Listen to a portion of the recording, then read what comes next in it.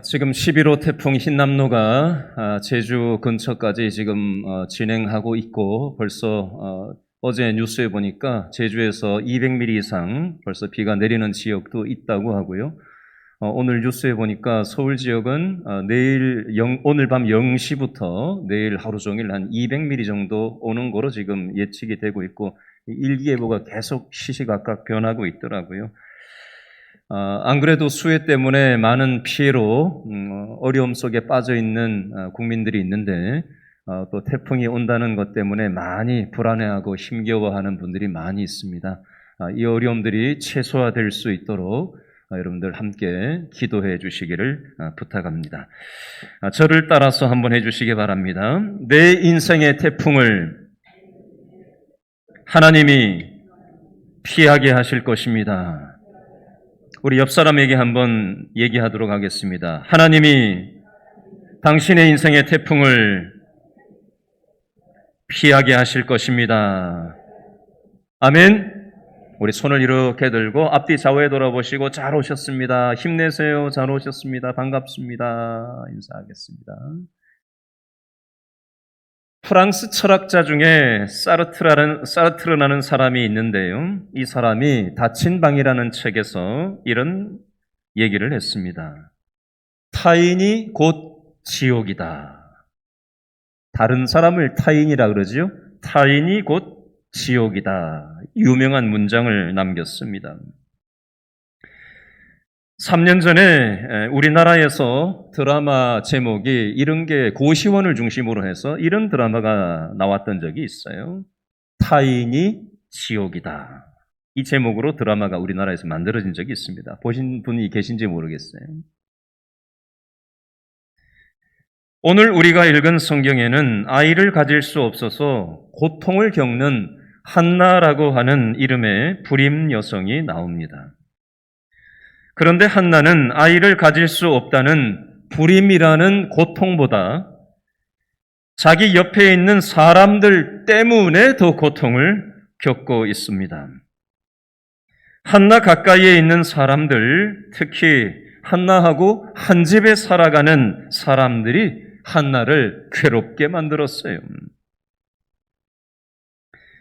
분인나는 대놓고 한나를 괴롭혔는데요. 분인나는 어떻게 한나를 대놓고 괴롭혔는지 그 괴롭힘의 내용이 사무엘상 1장 6절 7절에 나오는데 한 번 더 읽어볼까요? 사무엘상 1장 6절 7절입니다. 다 같이 시작.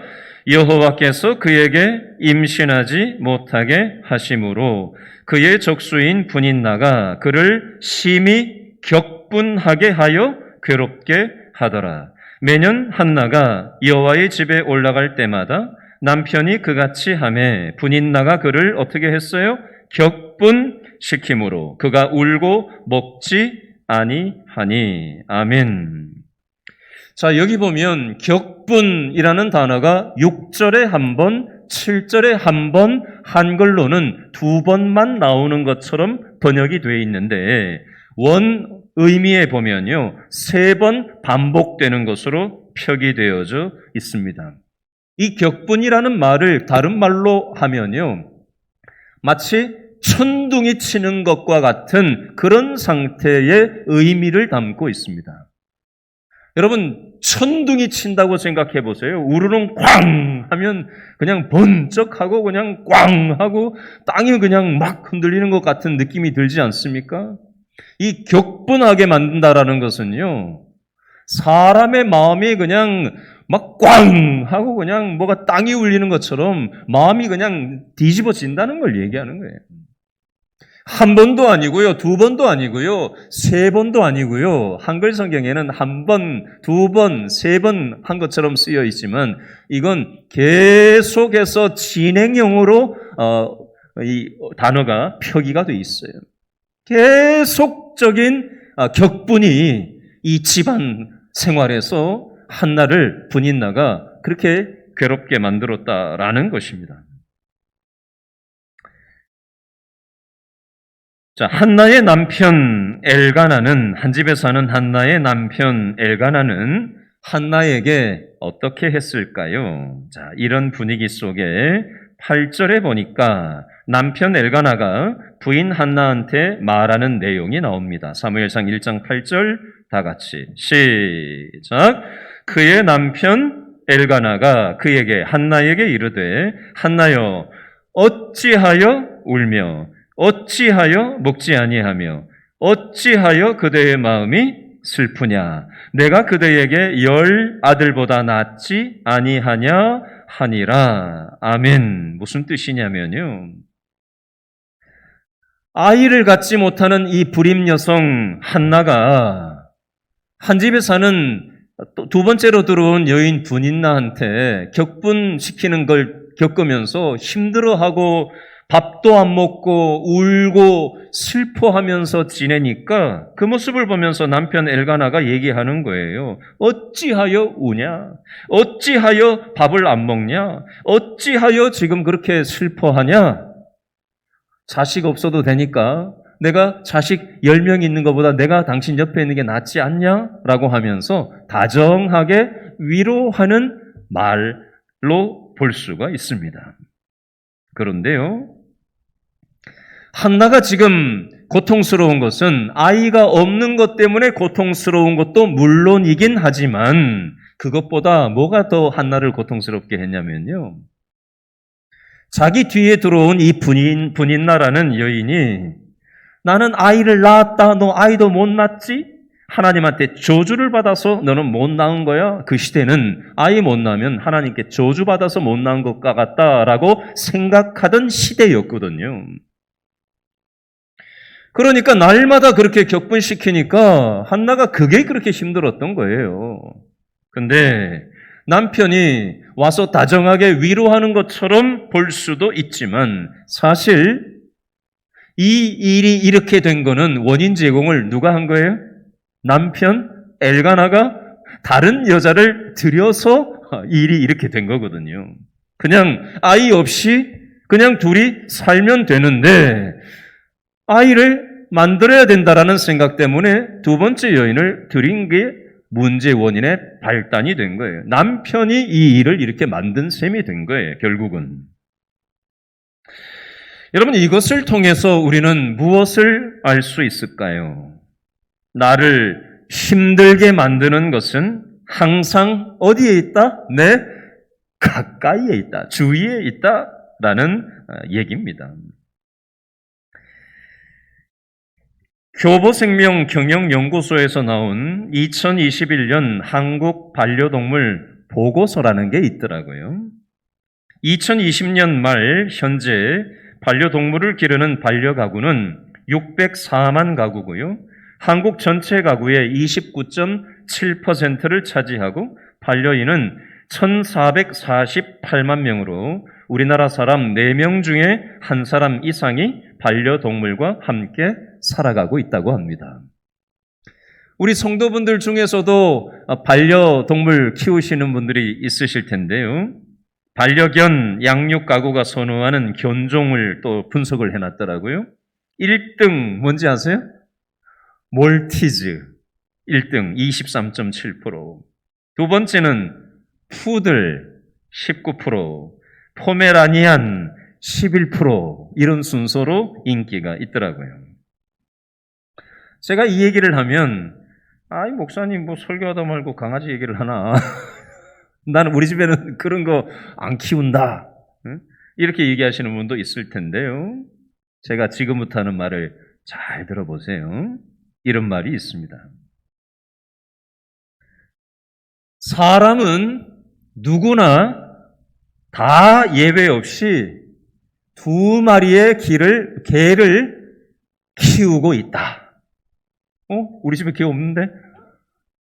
이 개는요, 물리적인 개를 얘기하는 게 아니에요. 우리 사람의 마음 속에는 2마리의 개를 마음 안에 키우고 살아가요. 누구나 다. 첫 번째 개는 우리 마음에 어떤 개가 있느냐? 선입견이라는 개를 우리 마음속에 키우고요. 두 번째 개는요, 편견이라는 개를 우리 마음속에 키웁니다. 누구나 다 선입견을 갖고 살아가고요. 누구나 다 편견이라는 걸 갖고 우리는 이 세상을 살아갑니다. 예외가 없어요.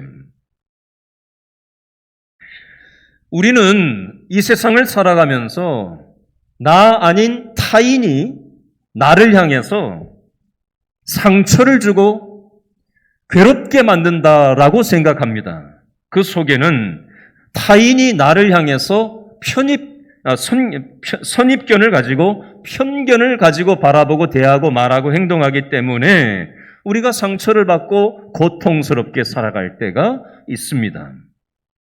우리는요, 항상 나만 피해자라고 생각하는데요. 입장을 뒤집어서 한번 생각해 볼까요? 나 아닌 타인만 선입견하고 편견이 있습니까? 우리는 없나요? 우리도 역시 편견과 선입견이 있거든요. 그러면 뒤집어서 생각하면 나의 선입견과 나의 편견 때문에 나의 타인인 상대방이 피해를 당하고 있다고 생각할 수도 있지 않을까요? 그렇죠? 그렇죠? 안 그래요? 나만 피해자라고 자꾸 생각하지 말고 피차 마찬가지 입장입니다. 특별히 자녀를 대할 때 부모로서 선입견과 편견을 가지고 자녀를 대하는 것으로 인해서 우리의 자녀들이 혹시 상처받고 고통스럽게 살아가고 있는데 나는 문제가 없다고 생각하는 착각 속에 우리는 살아가고 있을 수도 있습니다. 얼마든지. 오늘 사무엘상 1장을 이런 안경을 쓰고 오늘 말씀을 좀 보도록 하겠습니다. 한나 옆에는 한나를 괴롭히는 사람들이 있었어요. 한나만이 아니라 우리도 주변의 대인 관계 때문에 힘들 때가 있지 않습니까? 오늘 설교를 시작할 때 제가 말했던 타인이 지옥이다라는 말이 그냥 나왔을까요? 그러나 신앙생활을 제대로 하면 할수록 타인이 천국으로 변할 수 있다라는 사실을 여러분 믿으십니까? 별로 믿으시는 분들이 없군요. 여러분, 내 힘으로는 타인이 천국으로 바뀔 수가 없어요. 내 힘으로 우리는 나름 최선을 다해보지만 조금 인간관계가 개선되는 것 같다가 도로 그 자리고, 내 힘으로 그냥 이를 꽉 깨물고 최선을 다해서 배우자 관계를 잘해보려고 하고 부모 자식 간에 잘해보려고 하고 명절에 친척들 만나서 잘해보려고 하다가 또 주저앉고, 그래서 우리는 우리의 삶의 인간관계를 보면서 야, 참 누가 만들었는지 참 맞는 말이다. 타인은 지옥이다. 그거. 근데 우리가 기도하면 할수록 말씀을 보면 볼수록 우리는 나 아닌 타인과의 인간관계를 지옥과 같이 계속해서 살 수는 없는 거 아니에요? 하나님은 우리 힘으로는 할 수 없지만 하나님께서 이 인간관계들을 개선해 주기를 원하시고 변화되기를 원하시고 하나 아름다운 관계로 하나님은 회복시켜 주기를 원하시는 것입니다. 그렇기 때문에 우리는 우리의 힘으로는 이 부분이 불가능할지라도 포기하고 살지라도 하나님이 주신 힘으로 개선될 수 있고 변화될 수 있고 회복될 수 있다라는 겁니다. 물론 이 세상의 인간관계가 완벽하게 개선될 수는 없습니다. 기본적으로 사람에게는 죄 바이러스가 있기 때문에 완벽이라는 것은 존재하지 않아요. 그럼에도 불구하고 하나님께서는 이 하나님께 우리의 모든 인간관계를 맡겨드림으로 인해서 개선되고 변화되고 회복될 여지가 믿음의 분량만큼 맛보면서 살 수 있음을 말씀하는 것입니다. 그러면 어떻게 해야 타인이 지옥인 대인 관계가 타인이 천국인 관계로 변화되어질 수 있을까요? 첫 번째는요, 믿음은 상대방을 이해하는 힘을 줍니다. 자, 사무엘상 1장은요, 한나를 중심으로 성경이 기록이 되어져 있기 때문에 우리는 성경을 읽으면서도 이 편견하고 선입견을 가지고 성경을 읽는 경향이 있습니다. 한나를 중심으로 성경을 보다 보면, 성경을 읽다가 보면요, 분인나는 한나를 괴롭히는 나쁜 년, 이렇게 우리가 성경을 읽기가 쉬워요. 우리 마음속에 있는 두 마리의 개, 선입견과 이 편견을 내려놓고 분인나의 입장에서 성경을 좀 다시 들여다봤으면 좋겠는데요. 자, 사무엘상 1장 4절과 5절 말씀을 한 번 더 읽어보겠습니다. 여러분, 한나의 입장이 아니라 분인나의 입장으로 4절과 5절을 생각을 해보셔요. 자, 4절, 5절 다 같이 읽습니다. 시작. 남편 엘가나가 제사를 드리는 날에는 제물의 분깃을 그의 아내 누구? 분인나와 그의 모든 자녀에게 주고 5절 한나에게는 뭘 줬어요? 갑절을 주니 이는 왜요? 그를 사랑함이라. 아멘. 자, 분인나의 입장에서 이 4절, 5절을 보시자고요.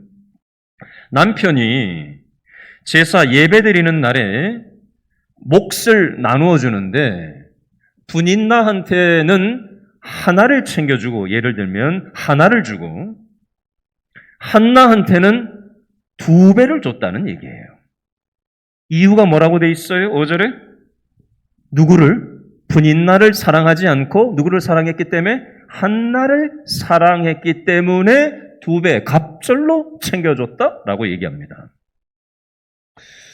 여러분, 우리 한국 사회에서 요즘 공정이라는 이 화두가 굉장히 중요하게 대두되고 있습니다. 각계각층에서 공정하지 않은 것을 공정하게 바로잡으려고 각계각층에서 데모를 하기도 하고 목소리를 높이고 우리도 공정하게 대우해달라고 목소리를 높이는 일들이 계속해서 뉴스에 나오고 언론에 나오고 드라마로 나오고 영화로 나오고 책으로 나오고 우리의 삶의 현실에서 공정하지 않음이 공정해야 된다라는 이 화두가 굉장히 요즘 대두가 되고 있어요.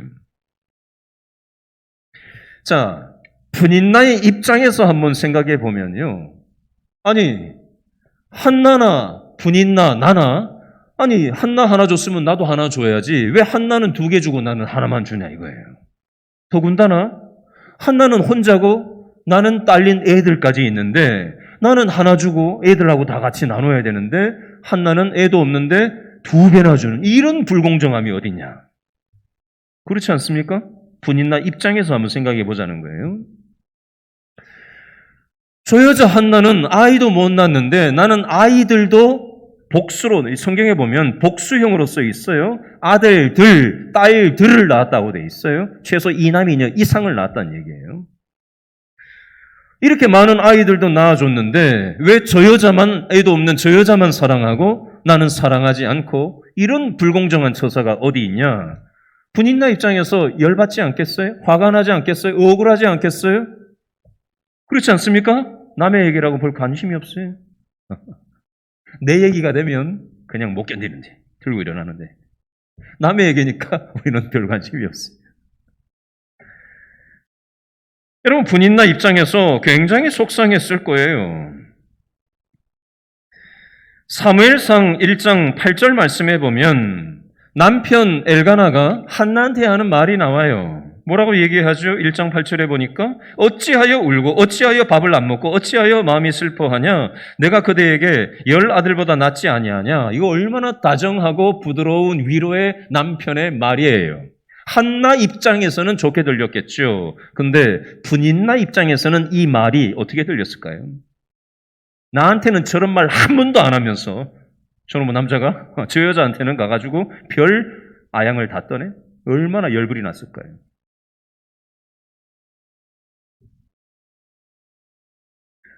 여러분, 분인나는 사랑을 받지 못했어요.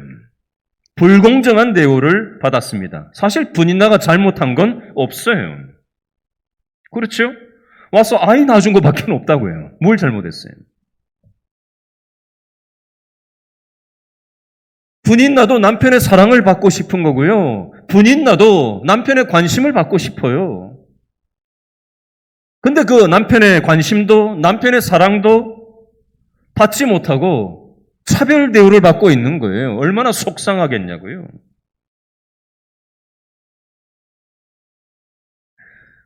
여러분, 이 한나와 분인나의 이 관계 속에서 우리는 저와 여러분이 누군가하고 맺고 있는 인간관계에 대해서 적용해서 한번 생각해 볼 필요가 있습니다.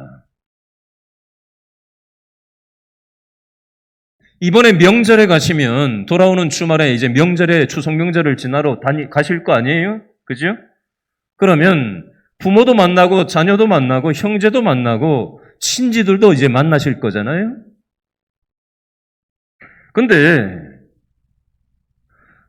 그 관계를 딱 만나보면요. 우리는 겉으로 그 사람이 말하고 행동하는 것에만 온갖 집중을 하고 저 사람이 왜 저렇게 말하고 있는지, 저 사람이 왜 저렇게 행동하는지 그 이면에 있는 그 사람의 슬픔과 억울함과 힘든 마음은 들으려고 들지를 않아요. 그래서 인간관계가 계속 어긋나는 거예요. 우리는 이 분인나의 이 억울함과 분인나의 사랑받고 싶은데 사랑받지 못함과 관심을 받고, 나도 남편의 관심을 받고 싶은데 남편을 관심을 갖고 받지 못하는 것으로 인한 힘든 마음이 이렇게 한나한테 화살이 가고 있다라는, 겉으로 드러나는 그런 방식으로 드러나고 있다라는 것을 볼 수 있어야 합니다. 저와 여러분의 인간관계도 이 각도로 볼 수가 있어야 됩니다. 눈에 보이지 않는 그 이면에 있는 왜 저 사람이 저렇게 말하나? 지금 저 사람이 왜 저렇게 행동을 하고 있는가? 이 부분에 대해서 우리가 다른 각도로 보기 시작하면 우리의 대인 관계가 달라질 수 있는 여지가 생긴다라는 것입니다. 한나만 힘든 게 아니라 분인나도 힘들었다라는 걸 우리가 잡아야 돼요. 자, 두 번째로 믿음은요, 상대방하고 나 사이에 하나님을 개입시키는 일을 합니다.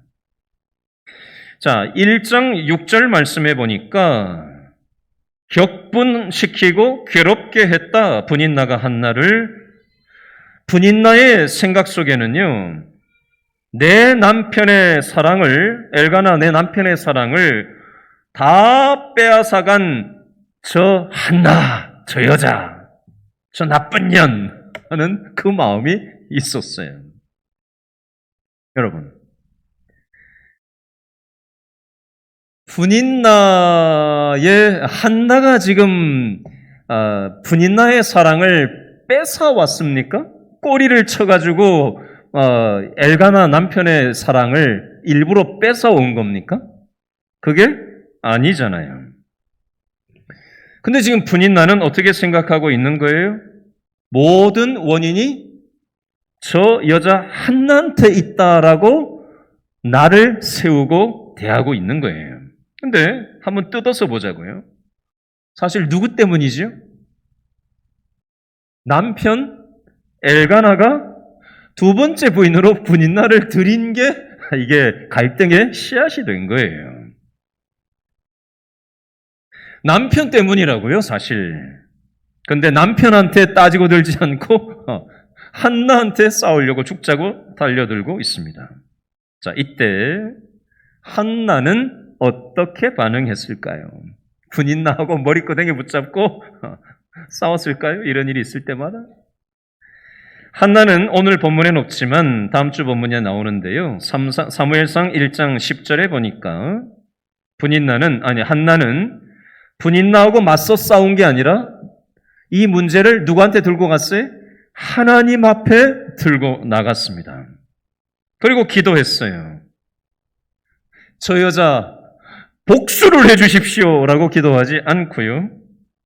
한나는 하나님 앞에 자신의 현실을 그저 맡겨드렸습니다. 한나는요, 에너지를 쓸데없는데 사용하지 않았습니다. 반대로 분인나는 에너지를 한나하고 싸우는데 쏟아버렸습니다. 자, 이 내용 원리를 가지고 더 쉽게 이렇게 한번 설명해 볼게요. 이 세상 대부분의 사람들은요, 자기 옆에 자기를 지지해주고 이해해주고 좋아해주는 사람들이 95%쯤 된다고 합니다. 어떤 사람이 앉아서 또 이걸 또 연구하는 사람이 있어요. 근데 자기를 반대로 모함하고 짓밟으려고 하는 사람들은 대체로 한 5%밖에 안 된다고 합니다. 대부분의 95%의 사람은 자기를 도와주는 인간관계고 아주 극소수의 일부만 자기를 모함하고 밟으려고 하는 사람들이 있다고 해요. 자, 이때 저와 여러분의 인간관계를 한번 생각해 보세요.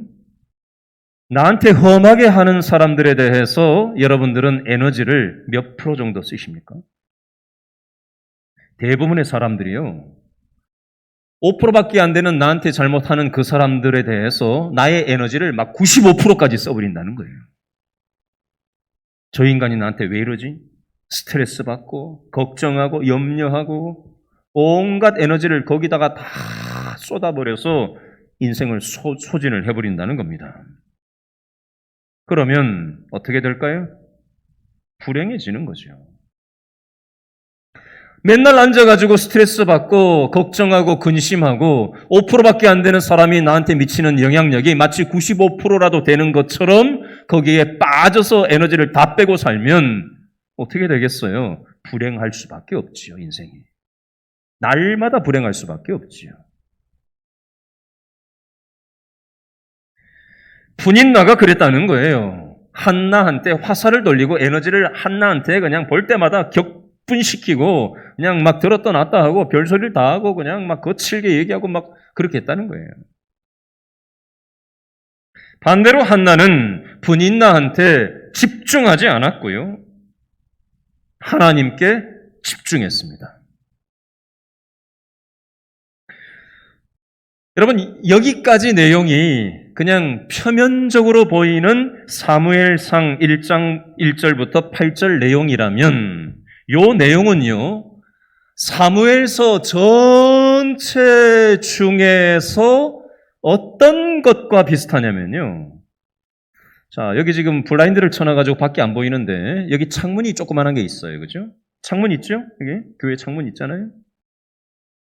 이쪽에 보면 저는 창문이 밖에도 보이는데요. 블라인드 때문에 지금 가려져 있지만 창문을 왜 만들어 놓죠? 뭐 여러 가지 기능이 건축적으로 있겠지만 밖이 보이는 거잖아요. 그죠? 근데 창문 사이즈만큼만 보여요. 그죠? 뚫려 있는 그 보이는 각도만큼만 밖이 내다 보이는 겁니다. 전체를 다 볼 수는 없어요. 창문을 통해서. 일부만 그저 보는 거예요. 마찬가지입니다. 이 공간을 사무엘서, 사무엘 시대 전체라고 놓고 보고요. 오늘 사무엘상 1장 1절부터 8절에 나오는 한나와 분인나와의 이 갈등 구조는 마치 그 시대에 있어서 창문과 같은 작은 일부를 지엽적으로 보여주는 셈이다. 그렇게 이해하시면 되겠어요. 이게 무슨 소리냐? 좀 그림을 좀 말씀드릴게요.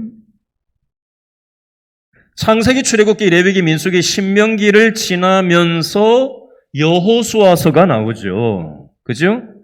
모세를 뒤이어서 여호수아가 가나안 땅, 약속의 땅으로 이스라엘 12지파를 이끌고 요단강을 건너서 약속의 땅 가나안 땅에 들어가는 내용이 정복전쟁을 하는 게 여호수아서 내용이잖아요. 그거 다음에 하나님의 약속의 땅에 들어간 이스라엘 백성들이 이제 땅을 이제 가나안 땅에 들어가서 12지파가 땅을 분배를 해서 나누어서 이제 삽니다. 그 내용이 사사기에 나와요. 사사기 성경에. 근데 사사기에 보면 어떤 내용이 나오냐면요. 사사기 21장까지 있는데 20장 18절 말씀에 보면 어떤 내용이 나오냐면요. 다 빼고 간단하게 말씀드릴게요. 이스라엘 백성들이 형제 지파끼리 지지고 볶고 싸우고 있습니다. 마치 다윗이 누구하고 싸웠다고 사무엘상 17장에 나와 있죠? 골리앗하고 싸운다고 돼 있어요. 근데 다윗이 골리앗하고 안 싸우고 자기 큰형 엘리압하고 싸운다고 한번 생각해 보세요. 자, 이게 뭐하고 같으냐면요. 오늘날 한국 교회의 현실에 적용해서 생각해 볼 수 있습니다. 오늘날 한국 교회가 누구하고 싸워야 되죠? 교회가 싸워야 될 대상은 누굽니까? 영적인 사단 마귀의 세력과 우리는 말씀과 기도로 무장하여서 싸워야 된다고요. 근데 오늘날 한국 교회는 누구하고 싸우고 있습니까? 혹시 우리 집 식구들하고 싸우고 있지 않습니까? 교회 안에서 성도들끼리 싸우고 있지 않습니까? 사사기가 그랬다는 거예요. 형제 지파들끼리 싸우고 있는 거예요. 오늘날 한국교회의 영적인 현실과 크게 다르지 않습니다. 그게 사사기가 그 시대였고요. 사무엘서도 그 역사적인 배경을 담고 있어요. 한나와 이 분인나의 갈등 구조는 창문과 같은 부분적인 것을 얘기하는 건데 크게 보면은 거시적으로 보면 그 당시 이스라엘 영적 상황이 마치 그랬다는 것을 얘기하는 겁니다. 저와 여러분의 영적인 현주소도 그렇지 않습니까? 여러분, 남편 엘가나의 첫 번째 부인이 한나였어요. 그래서 사무엘상 1장 2절 말씀에는 두 아내가 있는데 첫 번째 아내는 한나고 두 번째 한나는 분인나다라고 소개합니다. 그죠? 근데 사무엘상 1장 2절 셋째 줄에 보니까 한나하고 분인나 순서가 뒤집어져서 나와요. 잘 보세요. 1장 2절에 보니까 첫째는 한나요, 둘째는 분인나라 그래 놓고 셋째 줄에 뭐라고 나와 있어요? 한나가 먼저 안 나오고 분인나한테는 자식이 있고 한나에게는 자식이 없었다. 첫째 부인이 앞에 쓰여져 있는데 자식이 없다는 것 때문에 뒤로 뒤집어서 밀려나 있어요. 주변부로 밀려나 있습니다. 최근 한국 교회가 주변부로 밀려나고 있습니다. 교회가 교회다워야 하는데 교회가 돈의 논리, 힘의 논리, 세상의 논리를 추구하니까 교회 교인들끼리 싸우고 영적인 세력과 싸우지를 않고 교회다운 모습을 보이지 않고 교회답지 않은 모습을 보이니까 세상 사람들이 고개를 절레절레 흔드는 거예요. 쯧쯧쯧 그러는 거예요. 여기가 교회인 줄 알아! 그냥 농담이 아니죠. 싸우는 사람, 지하철에서 싸우는 사람을 향해서 누가 만들었는지 우스갯소리로 여기가 교회인 줄 알아! 그랬다 그러잖아요. 참 제가 이걸 얘기한다는 게 참 웃긴 내용인데요. 교회에서 하도 싸우니까 여기가 교회인 줄 아냐고 누가 그랬다는 말이 누가 만들어낸 말이겠지만 현실을 담는 농담이잖아요. 현재 우리 한국교회의 모습, 한국교회가 별개의 한국교회인가요? 내 자신이 한국교회죠. 나는 쏙 빠지고 한국교회가 왜 이 모양이야? 그런 책임 없는 말이 어디 있어요. 내가 한국교회죠. 누가 한국교회예요? 나의 모습을 보면 돼요. 자꾸 다른 사람 얘기할 거 없습니다. 나의 영적인 현주소가 어떠한가? 믿지 않는 직장 동료들이 나를 봤을 때 야, 당신 보니까 진짜 다르다. 돈 보고 움직이지 않고 이해 득실 따지지 않고 손해보더라도 진실하고 정직하게 참 진짜 믿는 사람답다. 라고 인정을 받고 있는지 아니면 교회 다닌다고 하면서 내 이득은 챙기려고 하면서 책임있게 직장생활 하지 않고 혹시 쯧쯧쯧하는 그런 평가를 받고 있지는 않는지 우리가 돌아봤으면 좋겠어요. 우리 신앙은 예배당 건물 안에 갇혀 있는 게 신앙이 아니에요.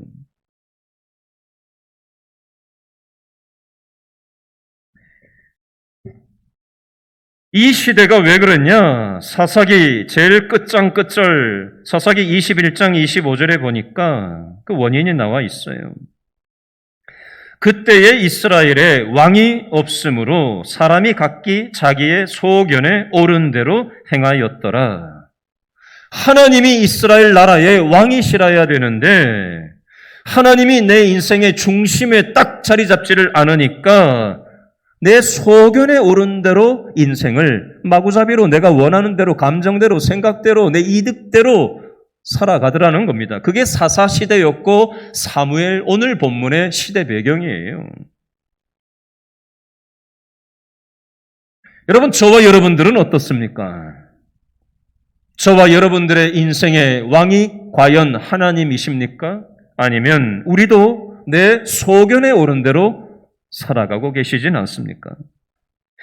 대인관계에 문제가 얽혔을 때 우리는 이 문제를 어떻게 풀어가려고 접근을 하십니까? 울고 앉아 계십니까? 밥을 안 먹고 해결하십니까?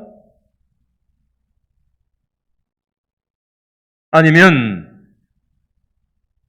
인간적으로 가정교육을 나름 자기만의 방식으로 가정교육을 하면서 해결하려고 드십니까? 오늘 성경에서 우리가 핵심으로 붙잡아야 될 부분은 뭐냐면요. 우리 인생에 대인관계든 어떤 인생의 문제가 인생의 폭풍이 다가왔을 때 우리는 인간적인 방식으로 문제를 풀려고 접근하면 안 되고 내가 문제를 해결하려고 접근하면 개선의 여지가 없고 하나님께로 우리 인생의 문제를 가지고 나가야 하나님이 내 인생의 왕이십니다. 인정하고 하나님이 해결해 주십시오 라고 맡겨드릴 때 하나님께서 우리 인생의 문제를 풀어놓아 주신다라는 것을 오늘 성경에서는 말씀하고 있는 것입니다.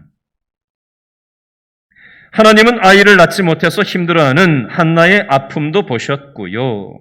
남편의 사랑과 관심을 받지 못해 힘들어하는 분인나 역시도 불쌍히 여기시는 분이십니다. 이번 명절에 시어머니, 며느리로 만나시는 분들이 있을 거예요. 또 친지들을 만날 겁니다. 근데 그 사람들이 보기만 하면 싸우려고 달려들 때 그 사람의 말과 행동만 보지 마시고 저 사람이 왜 저러나? 무엇 때문에 지금 저럴까? 오늘 기도하시면서 딱 생각나는 사람이 있으면 하나님께 여쭈어 보세요. 기도해 보세요. 하나님, 나한테 가장 부대끼는 사람이 하나 있는데 1순위로 부대끼는 사람이 있는데 도대체 저 사람이 왜 저렇게 말하고 행동을 나한테 하는지 좀 알려달라고 한번 여쭈어 보세요. 그러면 하나님이 물어보시면 대답해 주실 거예요. 깨닫게 해 주실 겁니다. 왜 그럴까요? 나 지금 너무 힘들어. 나도 사랑받고 싶어. 인정받고 싶어. 관심받고 싶어. 아우성을 치는 방식을 그런 식으로 표출하는 거예요. 여러분, 우리가 무슨 자격이 있어서 오늘 예배당에 나와서 이렇게 하나님 믿고 앉아 있습니까?